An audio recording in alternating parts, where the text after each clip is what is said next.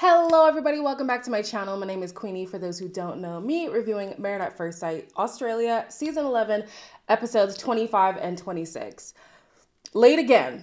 The weekends have just been really rough for me. Guys, just please have grace. I'm also in the process of moving. Not sure when that's going to happen, but if the finale or if the last couple episodes fall around the time that I'm moving, we're definitely going to be late. But I'm still going to review. So before I get into it, please make sure to like this video, subscribe and hit the bell, and leave a comment down below. We have minimal notes today, so we're probably going to have minimal clips, but I'm going to give you some visual aids as always. At the commitment ceremony, we start with Timothy and Lucinda. And apparently they're giving a vibe that's more than friends. The experts see it, the other couples see it. Personally, if you ask me, I do think they are more than friends. They are really good friends, and that's about it. I don't see romantic potential, honestly. I think they're too far gone to get to that point. If they make it there, it'll be a miracle of great proportions, but I just don't see it for them. We have Eden and Jaden, who talk about their morals being in alignment. However, their conflict resolution skills are not. So I'm now confused on this whole texting story, because the first time we heard about it, it was that Eden was holding on to this secret that she was afraid to tell Jaden. Now it's that Jaden looked over her shoulder and saw the text from Sarah. And now it's that they were sitting together reading the text, which caused this discourse between them. Either way, Jaden believes that this should have been handled right away, whereas Eden needed some time to process it. It caused a little bit of tension in their relationship, but they feel like they are stronger now because of it. So, all right. Tristan feels like he's in love with Cassandra. Now, I don't know what his definition of love is. I wouldn't use that, though, to describe whatever this is. So did you say I'm falling in love with you because you feel like you are falling in love, or because you want to express how much you really like her? You are falling in love. Yeah, it's first time. I really wish that I felt the same way back. It's not there. You guys look great. You look stunning. Hold on, Tristan, Group hold looks on, great. hold on. Yeah. Like, I do try. Like, every I know you I know, but try. then I just don't know, at this point, I just don't know how I can do any more.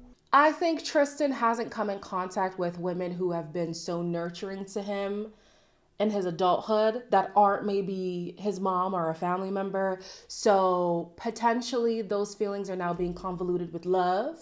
Maybe it's just a strong care and appreciation for Cassandra's compassion. Love? No. Don't blame Cassandra for being like, I think it's time for me to go. I do think it is. He obviously wants to stay, because if you love somebody, the assumption is that you want to stay with them. I'm still questioning attraction, because like Cassandra said, how can you love somebody who you find it hard to be affectionate with? They barely kiss. We've seen them kiss 3 times, maybe? And I can't even say that that's an editing thing. I think that's as many times as they've kissed. Like, how do you love someone and you're not showing that fervor for them? I don't know. So yeah, maybe it's the little like schoolboy crush, or he's confusing the feelings of care and compassion as love. But anyways, they got one more week to work it out. Richard doesn't like that Andrea has been preferring the sick him over the in good health him, because he's more subdued. So Andrea is saying, I like being his caretaker, you know, he's just so much more, I can't think of a word, so I'm just going to use docile for lack of a better term.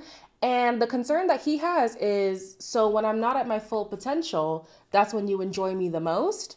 That's concerning. And it's not that she said that she preferred him that way. She did just say that she enjoys it. But the experts were saying, and we do hear that. However, he has a point in saying when he's less of himself, that's when you seem to like him more. So that's a problem. Richard is looking for some more affection. They haven't been as affectionate as they were in the beginning. I think that Andrea is just realizing that maybe he's a little bit too vulgar than what she expected. So her sweetness and his edginess is not complementing each other right now. So they're going to have to work through that one. But I still see potential for them. Genuinely still see potential for them. Lauren and John, nothing with them. Apparently they're more into each other, so they both decided to stay. Ridge and Jade, also nothing much to say. They both decided to stay. Steven.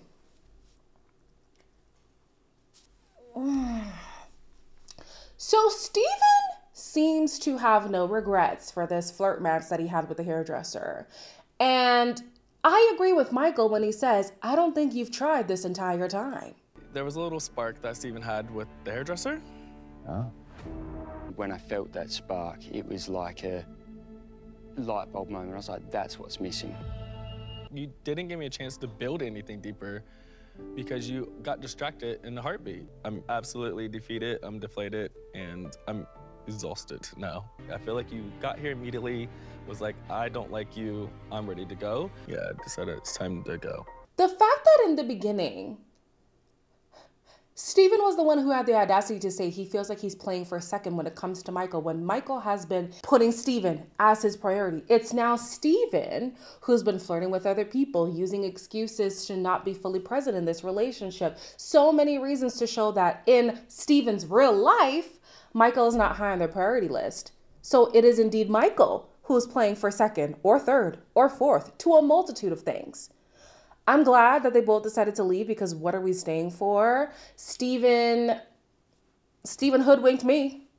Hoodwinked me. In the beginning, I had hope for them, but as the weeks went on, and it hasn't even been that many weeks, it was clear that he was not willing to try. The attraction thing is valid. I'm not even going to fault him on that. He's not attracted to people who are as effeminate as Michael is. So what can you do? What can you do? So yeah, they left. Goodbye. Then we have Tori. She's on the couch and she's now really realizing how bad it is that Jack made comments about people being whales, especially when you consider that her best friend is a bigger girl. So she's calling out Jack. The experts are calling out Jack, and now Jack is having this performance of being this noble guy who's realized the error of his ways and just really wants to be a better man. Yeah, Tori's pretty pissed with me. It shows. Jack said sorry quite a bit, but I'm at a point where I need, like, firm action.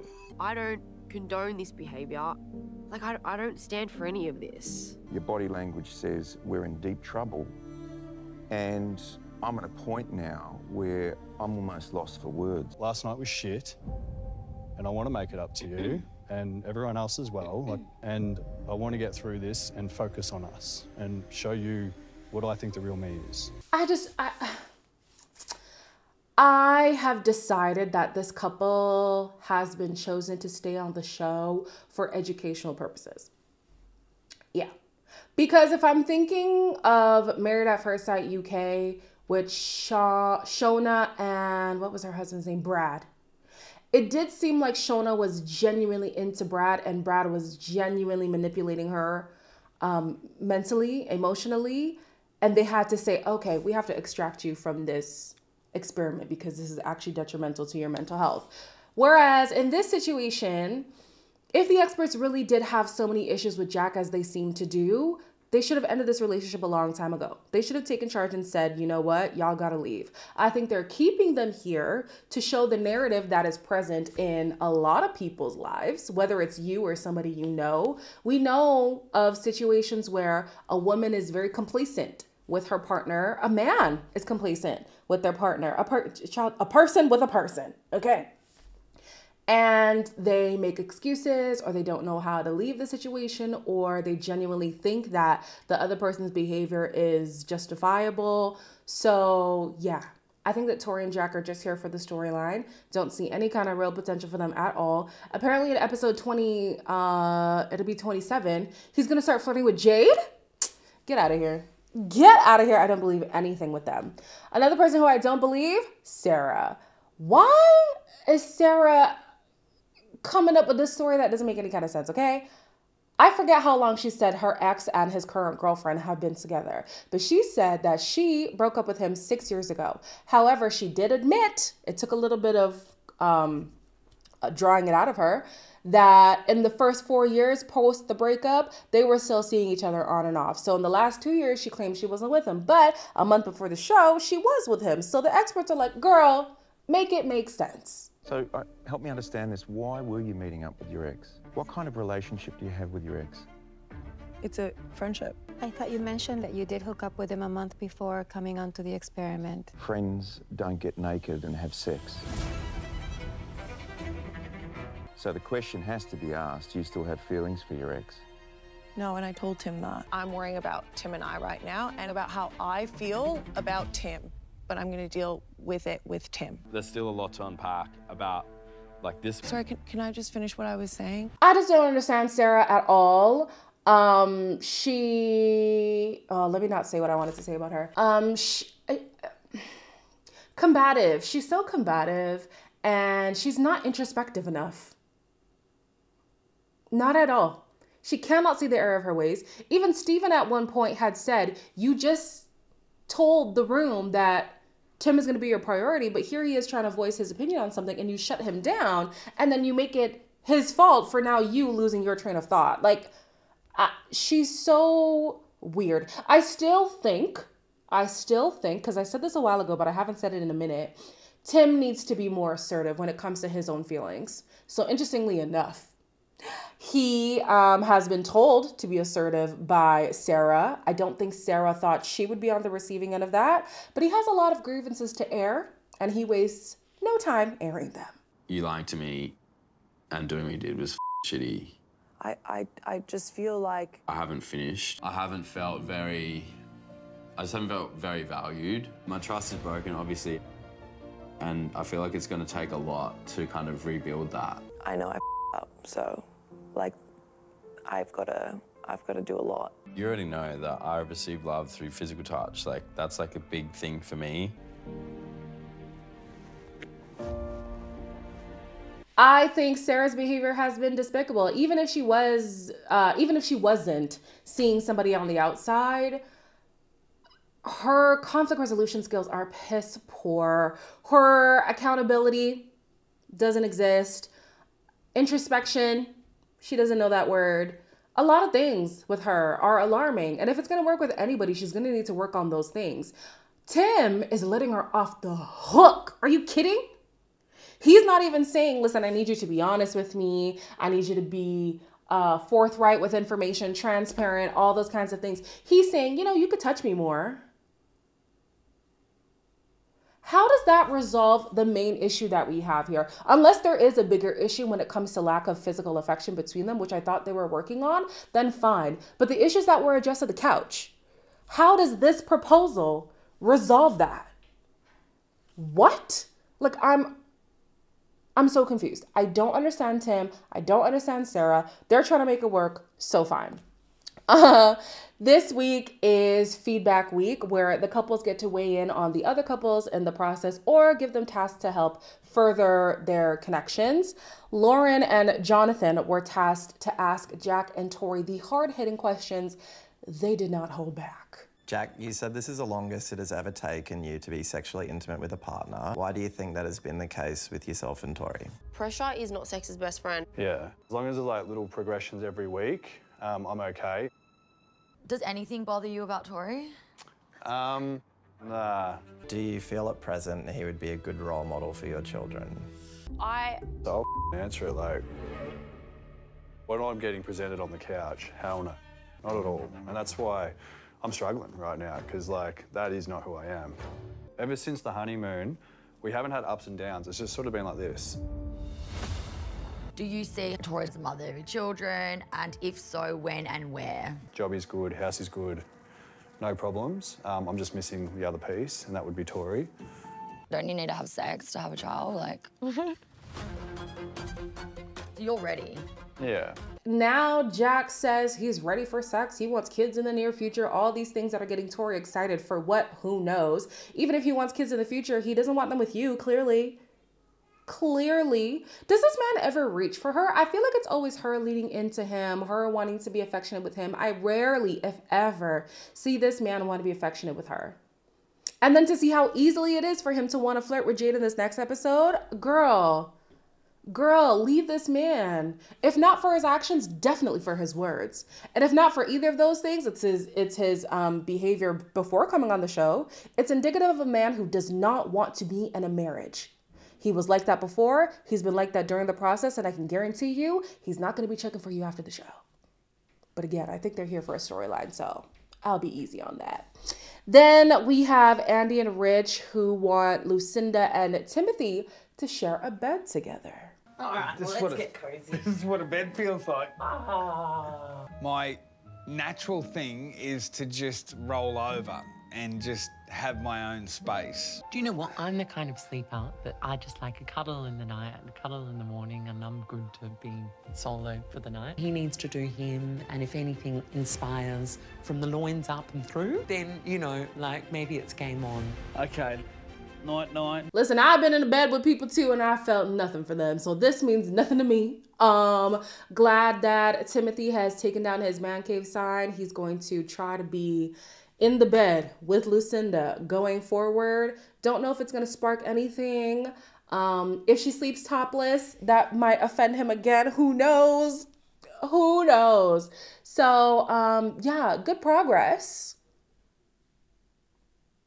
I don't think it's going to give them the desired outcome. Well, at least Lucinda, the desired outcome, but good progress nonetheless.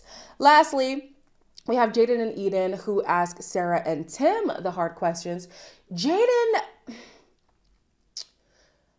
you know, Timothy was right when he said that Jaden does ride on a high horse. And yeah, he's very brutal in this line of questioning. And although I agree with what he's asking, the way in which he's going about it, I don't really like it. You are a bit of a ticking time bomb. And if I was talking to you as well... Can we not use things like that? Please? Like, it's a saying. Are the messages to your ex still on your phone? And if they aren't, why aren't they?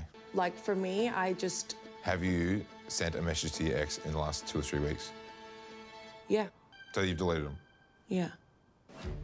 Why would you delete them? So there's a reason why you deleted them, and I think we both know what that is.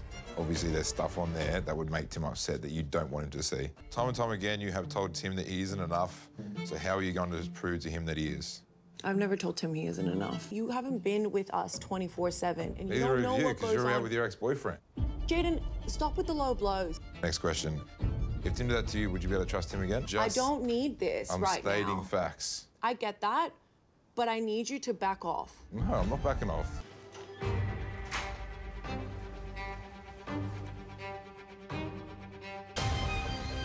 Leave me alone! Stop!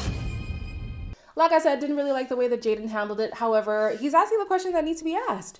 If you have nothing to hide, what's with the secrecy, Sarah? Honestly, what's with the secrecy? I do wish that there was more of an even line of questioning, because I do think that Tim has his own issues that he doesn't get to address because Sarah is the glaring red flag in this relationship. But like, is he really in this for real? Does he plan on ever standing up, being more assertive? Are there boundaries that he would like to set in place in this relationship? Like, there are things I want to hear from him. There are follies on his side as well that get swept under the rug because because Sarah is here. So yeah, Sarah's storming off. It doesn't surprise me at all. Like we said, lacks accountability, lacks introspection. She doesn't like having her feet held to the fire. Doesn't like it at all. I think that if Jaden and Eden came with a little more gentleness, maybe we could have gotten something from Sarah, but who knows? She may have stormed off either way because she does not like being called out at all. But hey, you said you're going to do better. And sometimes that means eating the BS that you were serving to other people. So here we are. As always, please make sure to like, comment, share, and subscribe, and I'll see you in the next one.